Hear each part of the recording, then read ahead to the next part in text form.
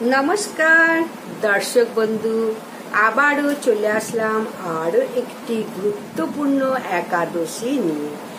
আজ তোমাদের বলতে চলেছি পাশাঙ্কুশা একাদশী। পাশাঙ্কুশা একাদশী কেন করবে এবং কবে এই দিন পালনের সময় বা কখন, এই পাশাঙ্কুশা একাদশীর দিন কি কি দান করবে এবং কবে থেকে নিয়ম সেবার মাস, সমস্তটাই আমি জানিয়ে দেব। আজ এই মহা সপ্তমীর দিন আমি শুরু করছি, দেখি কবে ভিডিওটা দিতে পারি। আজ তোমাদের প্রত্যেককে আমি জানিয়ে দেব পাশাঙ্কুশা একাদশীর সমস্ত নিয়ম। তাহলে 16ই আশ্বিন 2025, 3রা অক্টোবর মানে শুক্রবার পড়েছে এবারে পাশাঙ্কুশা একাদশী। পাশাঙ্কুশা একাদশী ব্রত তাহলে কবে খুব ভালো করে জেনে নিলে আজ থেকে শুরু করো। 3রা অক্টোবর, 16ই আশ্বিন থেকে 3রা অক্টোবর নিয়ম সেবার, বৈষ্ণবদের নিয়ম সেবার মাস আরম্ভ শুরু। প্রতি বছর এই মাসটার জন্য বৈষ্ণবরা ভীষণভাবে অপেক্ষা করে থাকে। তাই আমি প্রত্যেককে বলে দিলাম যে কবে থেকে নিয়ম সেবার মাস শুরু হয়ে গেল। আর এই দিন থেকেই দীপদানও শুরু হয়ে যাচ্ছে। কিভাবে দীপদান করবে এবং এই কার্তিক মাসে 3টি কাজ অবশ্যই করো নিয়ম সেবার মাসে, সেটাও পরে আবার ভিডিও নিয়ে আসবো। কিভাবে দীপদান করবে, কিভাবে আর অন্যান্য কাজ করবে, গোবিন্দকে কিভাবে পূজা অর্চনা করবে, সমস্তটা ভিডিও নিয়ে আমি আসছি। তাহলে শনিবার দিনকে 3রা অক্টোবর শুক্রবার একাদশী, আর অক্টোবরের 4 তারিখে শনিবার পড়েছে এবারে। তাহলে খুব ভালো দিন পড়েছে। পালনের সময়টা হচ্ছে আমাদের রাজ্যে 9টা 27 মধ্যে পালনটা তোমাদের সারতেই হবে, যেন 27 থেকে 1 মিনিট পার না হয়ে যায়। এইটা কিন্তু খুব খেয়াল রাখবে। আর এই একাদশীর পালনের মানে হচ্ছে একাদশী করবে রবি শস্য না নিয়ে, আর একাদশী পালন করবে রবি শস্য নিয়ে।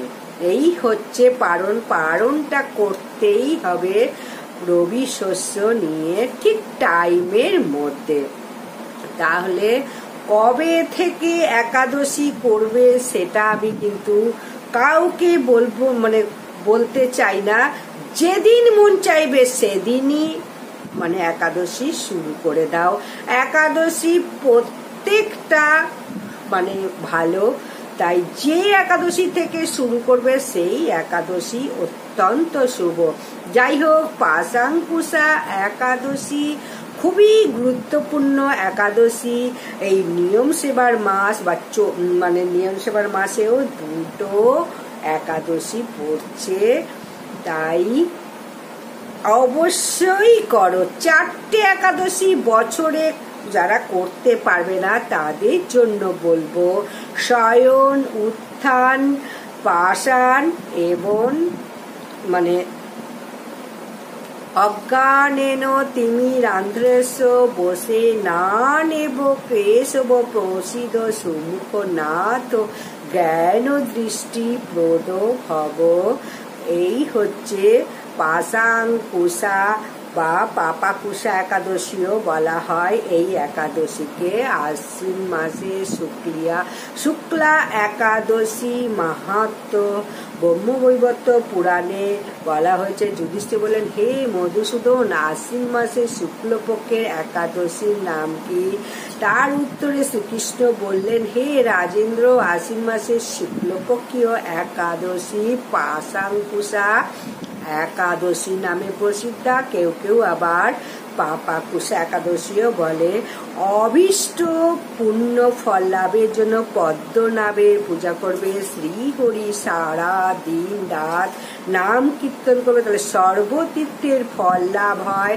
বদ্ধজীব মোহবশত কোনো পাপ কর্ম করেও ভগবান শ্রীহরির যদি শরণাপন্ন হওয়া যায়, প্রণাম নিবেদন করা যায়, সারা দিন উপবাস থেকে যদি হরি বাসরে থাকা যায়, তাহলে সমস্ত পাপ থেকে মুক্ত হয়ে যাবে। এই একাদশী শোনার ফলে নিদারুণ যমদ্বন্দ্ব থেকেও মুক্তি লাভ হয়।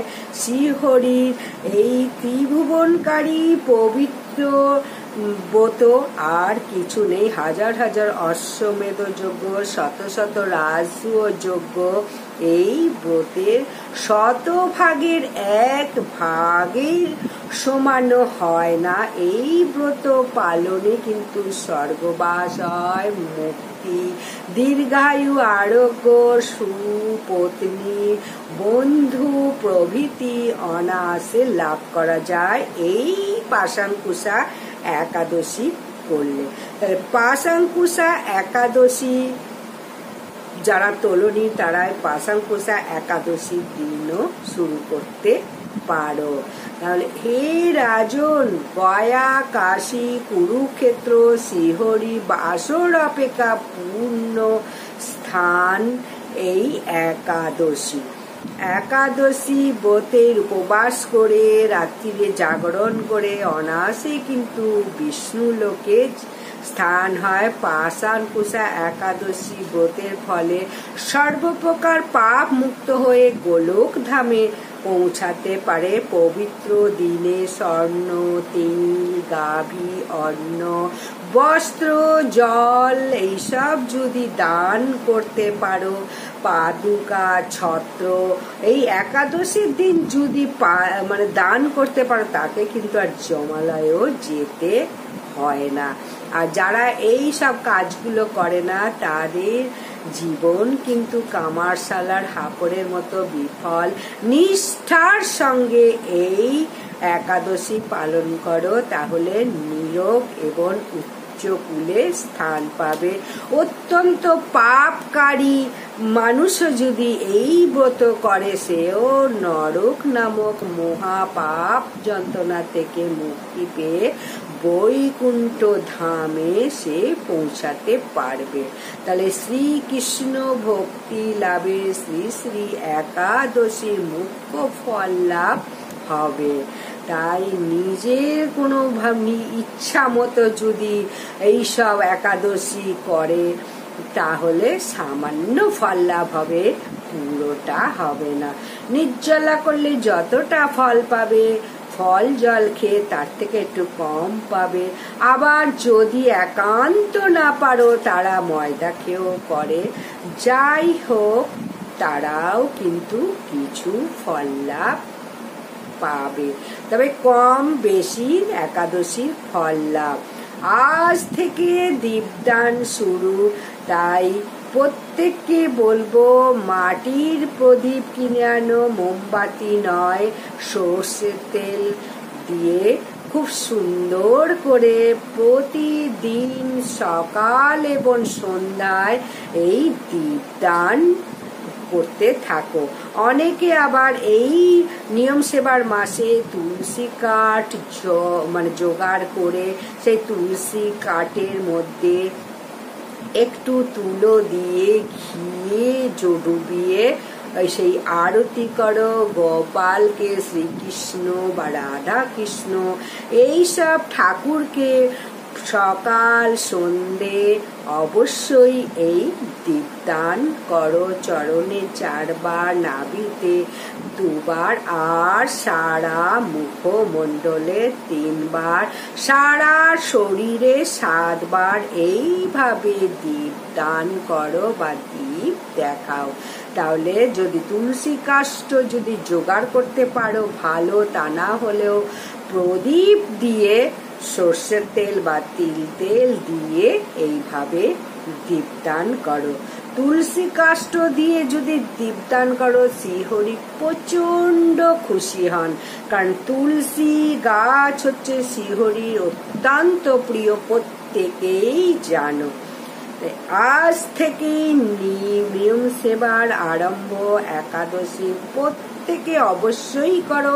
যারা এখনো তোলনি তারা এই পাশাঙ্কুশা একাদশীর দিন থেকে শুরু করো। তাহলে আজকে একাদশীর মাহাত্ম্য, পালনের সময়, একাদশী কবে, সমস্তটা জানিয়ে দিলাম। ভিডিওটা পেলে অবশ্যই উপকৃত হবে এবং একটা লাইক, সাবস্ক্রাইব, শেয়ার করে দাও যদি একটু ভালো লাগে। কমেন্টে লেখো জয় শ্রীকৃষ্ণে জয়, জয় শ্রী হরির জয়। নমস্কার।